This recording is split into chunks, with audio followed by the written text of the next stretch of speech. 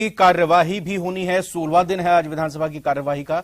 सुबह 11 बजे प्रश्नकाल के साथ सदन की कार्यवाही शुरू होगी। वीरांगना और किरोड़ी लाल मीणा के मामले पर विपक्ष हंगामा कर सकता है। आज सदन में अनुदान की मांगों पर चर्चा जारी रहेगी। वहीं सदन की मेज पर अधिसूचनाएं कई रखी जाएंगी। इसके साथ साथ वित्त विभाग की 4 अधिसूचनाएं मंत्री शांति धारीवाल रखेंगे। तो आज का दिन अहम है विधानसभा की कार्यवाही के लिहाज से, चूंकि आज सदन के विधायी कार्य भी बहुत होने हैं।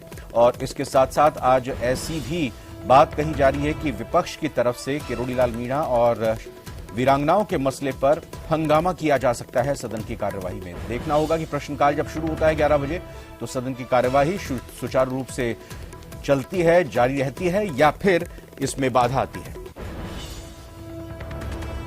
तो आइए सचिन से बात करते हैं इस खबर पर और जानकारी के लिए। सचिन, कुछ देर बाद अब विधानसभा की कार्यवाही का 16वां दिन होगा। जो विपक्ष की तैयारी है, क्या ये माना जाए कि वो सदन बाधित करने की कोशिश करेंगे, चाहे किरोड़ी लाल मीणा का मसला हो, वीरांगनाओं का मसला हो, और सत्ता पक्ष कैसे इसको लेकर टैकल करने की रणनीति बना चुका है?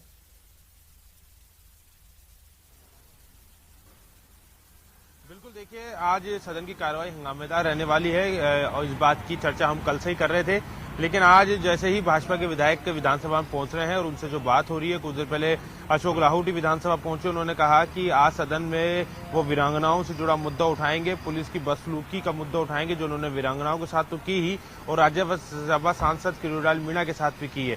तो तमाम जो मुद्दे हैं आज वो विपक्ष उठाने वाला है। हंगामेदार कार्रवाई बिल्कुल रहेगी। अशोक लाहौटी का ये भी कहना है कि हम सरकार से सवाल पूछेंगे कि जब पुलवामा के शहीद हुए थे 2019 में, तो जब आपके मंत्री विधायक उनके अंतिम संस्कार में गए थे, तब उन्होंने वादे किए थे वीरांगनाओं के साथ कि परिवार के किसी भी सदस्य को जिसको वो चाहेंगे वो हम नौकरी देंगे। तो फिर आज अपने वादे से, आज अपने जो मुद्दों से जो है वो कांग्रेस हट क्यों रही है, कि सरकार पीछे क्यों हट रही है? तो जैसे ही कल मान के चला जा रहा था कि सदन की कार्रवाई हंगामेदार रह सकती है, जिसकी आशंका थी उसकी पुष्टि आज जो है भाजपा के विधायकों ने कर दी है।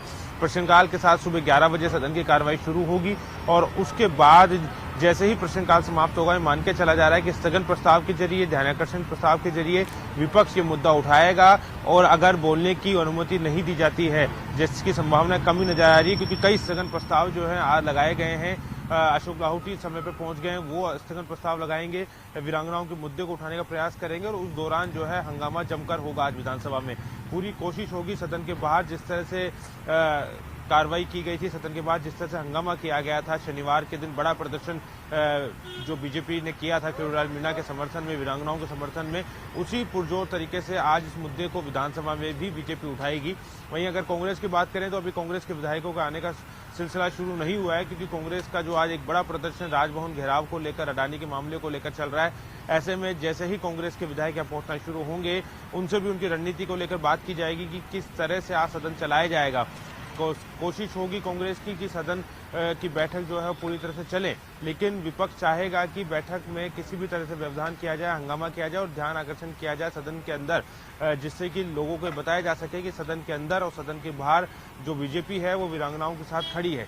तो सदन की कार्रवाई का 16वां दिन है। तकरीबन 10 दिन के ब्रेक के बाद आज ये कार्रवाई शुरू हो रही है। अंतिम जो बैठक हुई थी 15वीं विधानसभा के 8वें सत्र की, वो 3 तारीख को हुई थी और उसके बाद से लगातार अवकाश सदन में था, क्योंकि बीच में होली का पर्व भी था और उसके अलावा अन्य जो अवकाश दिए गए थे। और आज अगर बात करें अनुदान मांगों पर भी चर्चा होगी। जनजातीय विकास विभाग और महिला एवं बाल विकास विभाग की जो अनुदान मांगे हैं उन पर भी चर्चा होगी। उस दौरान भी विपक्ष जो है सरकार को उसकी योजनाओं पर घेरने की कोशिश करेगा। जनजातीय विकास क्षेत्र या जनजातीय जो क्षेत्र हैं उनको लेकर तमाम जो योजनाएं सरकार चला रही है, उसकी ओर भी जो है, या उसको लेकर जो बजट घोषणा की गई है उसको लेकर भी विपक्ष अपनी बात रखेगा। विपक्ष सचिन, आज 11 बजे जब सदन की कार्यवाही शुरू होगी, नजर रहेगी न्यूज 18 राजस्थान की। आपसे भी आज इस कार्यवाही के, सदन की कार्यवाही की अपडेट हम लेंगे, लेकिन फिलहाल आपने जानकारी दी, बहुत बहुत शुक्रिया आपका।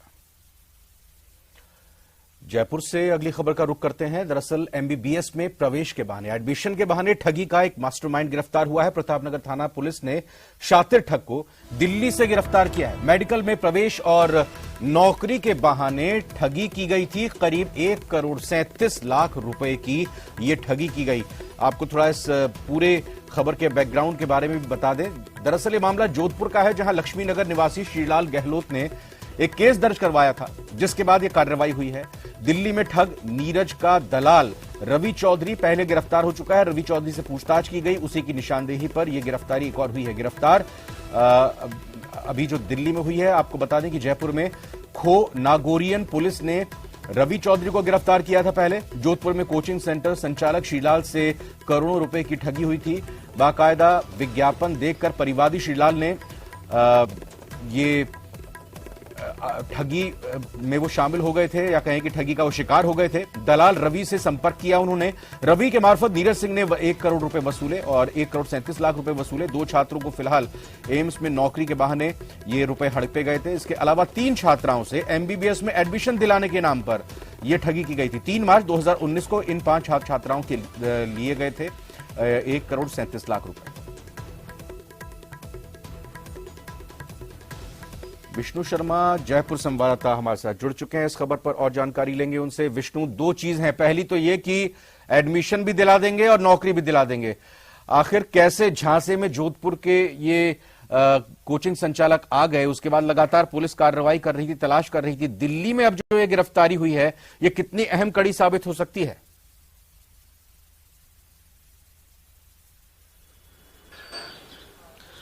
देखिए, सबसे पहले मैं शुरुआत करता हूं कि जोधपुर में लक्ष्मी नगर के रहने वाले श्रीलाल गहलोत जो कि कोचिंग संचालक है, उन्होंने पिछले साल जयपुर के प्रताप नगर थाने में एक मुकदमा दर्ज कराया था, जिसमें कहा कि उनसे एमबीबीएस कॉलेजों में एडमिशन दिलाने के बहाने, उसके अलावा मेडिकल कॉलेजों में नौकरी लगाने के बहाने करीब 1 करोड़ 37 लाख रुपए की ठगी हुई है। और ठगी करने वाला जो व्यक्ति है वो, उसका नाम नीरज कुमार सिंह है, जो कि फरार चल रहा है।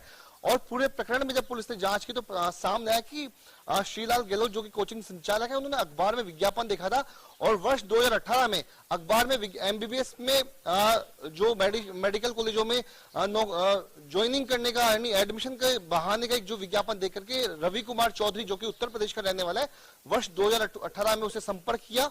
और तब रवि चौधरी जो कि 63 वर्ष की उम्र का है, रवि चौधरी ने श्रीलाल गहलोत को मेडिकल कॉलेज में एमबीबीएस में एडमिशन दिलाने के बहाने से 60 लाख रुपए लिए। लेकिन जब 8 महीने तक जब एडमिशन नहीं हो सका तो उसने रुपयों की रकम को वापस लौटा दिया। जिसके बाद रवि चौधरी ने वापस से श्रीलाल गहलोत की मुलाकात नीरज कुमार सिंह से कराई और नीरज कुमार सिंह ने उसे आश्वासन दिया कि वह भारत में किसी भी जगह पर, भारत के किसी भी मेडिकल कॉलेज में किसी भी मेडिकल स्टूडेंट को एडमिशन दिलवा सकता है। अच्छा। और इस झांसे में आकर के वर्ष 2019 3 मार्च को श्रीलाल गहलोत ने 1 करोड़ 37 लाख रुपए की रकम नीरज कुमार सिंह को दी और इसमें 3 छात्रों को एडमिशन दिलाने के लिए, उसके अलावा 2 छात्रों को नौकरी दिलाने के नाम पर ये रकम ली गई थी, जिसमें रकम लेने के बाद आरोपी फरार हो गया। और तब जाकर के श्रीलाल गहलोत जयपुर पुलिस तक पहुंचे। आखिरकार पुलिस ने 1 साल की मेहनत के बाद में और नीरज कुमार सिंह को गिरफ्तार किया है, जो कि मूल रूप से बिहार का रहने वाला है, अभी नई दिल्ली मॉडल टाउन में रहता है।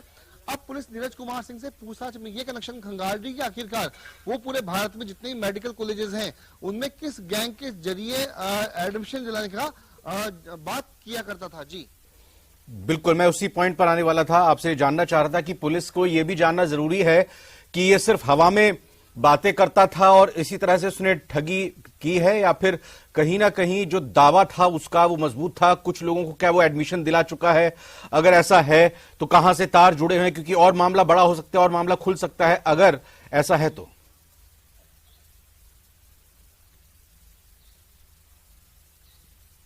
देखिए, इस पूरे मामले में 2 आरोपियों की अब तक गिरफ्तारी हुई है। एक है रवि चौधरी जो कि उत्तर प्रदेश का रहने वाला है, जिसको जयपुर में ही खो नागोरियन थाना पुलिस ने गिरफ्तार किया था।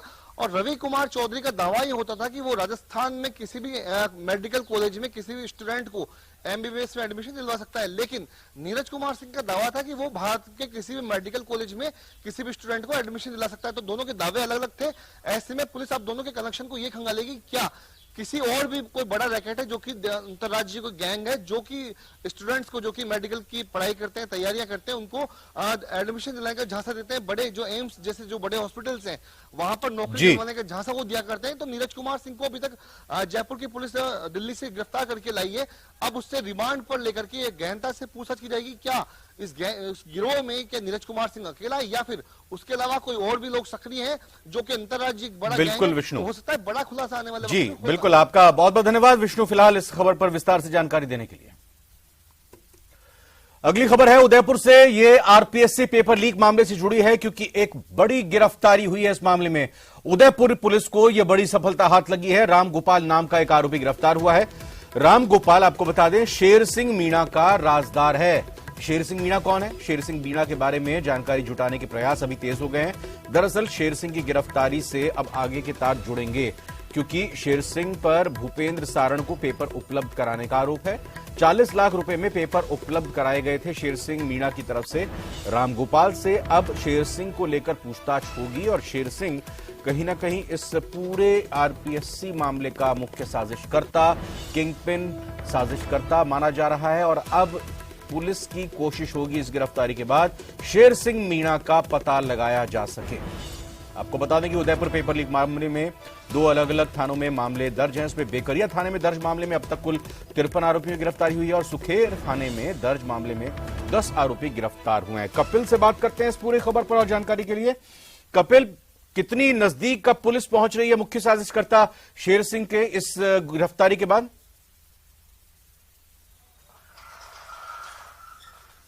देखिए, लगातार जो है वो मुख्य साजिशकर्ता जो है उन तक पकड़ बनाने की कोशिश की जा रही है। और आपको बता दूं कि रामगोपाल मीणा के रूप में उदयपुर पुलिस ने बेकरिया थाने में जो पेपर लीक का प्रकरण को लेकर मामला दर्ज हुआ था उसमें 53वीं गिरफ्तारी कर ली है। सुखेर थाने में भी 10 गिरफ्तारियां हुई थी और जब 24 दिसंबर को ये पेपर लीक हुआ था उसके बाद में लगातार गिरफ्तारियों का जो दौर है वो जारी था। और अब रामगोपाल मीणा, जो कि अनिल उर्फ शेर सिंह मीणा का दाहिना हाथ बताया जाता है, उसका मुख्य राजदार बताया जाता है, उसे उदयपुर पुलिस ने गिरफ्तार कर लिया है। शेर सिंह मीणा सिरोही जिले में एक स्कूल में प्रिंसिपल के तौर पर कार्यरत था और जब भूपेंद्र सारण की गिरफ्तारी हुई तो भूपेंद्र सारण ने पूछताछ के दौरान इस बात का खुलासा किया कि उसको शेर सिंह मीणा द्वारा 40 लाख रुपए में ये पेपर उपलब्ध कराया गया था और उसके बाद में भूपेंद्र सारण ने ये पेपर सुरेश बिश्नोई तक पहुंचाया और 5-5 लाख रुपए में इस पेपर का अभ्यर्थियों के साथ में सौदा किया गया था। तो लगातार गिरफ्तारियां चल रही है। जब पहली बार बस में पेपर सॉल्व करवाते हुए अभ्यर्थियों की गिरफ्तारी हुई थी उस दौरान सुरेश बिश्नोई नाम का एक मास्टरमाइंड गिरफ्तार हुआ था, उसके साथ में और भी लोग गिरफ्तार हुए थे। और उसके बाद में जब कड़ियां जुड़ती गई तो राजीव उपाध्याय, एक पटवारी गमाराम, भूपेंद्र सारण और अब रामगोपाल मीणा की जो गिरफ्तारी है वो बेहद महत्वपूर्ण है। अब क्योंकि अब हम कोर्ट में मौजूद हैं और कुछ ही देर बाद में रामगोपाल मीणा, जिसे कि उदयपुर पुलिस ने जयपुर से गिरफ्तार किया है, भी आपसे आगे जयपुर से लेकिन गिरफ्तार फिलहाल मैं धन्यवाद बहुत बहुत करना चाहूंगा कपिल आपका। अगली खबर महत्वपूर्ण क्योंकि आज विधानसभा की कार्यवाही और विधानसभा के बाहर रामलाल शर्मा कुछ बोल रहे हैं, आइए उनको सुन लेते हैं। भारतीय जनता पार्टी इसको पुरजोर शब्दों के अंदर विरोध दर्ज कराएगी।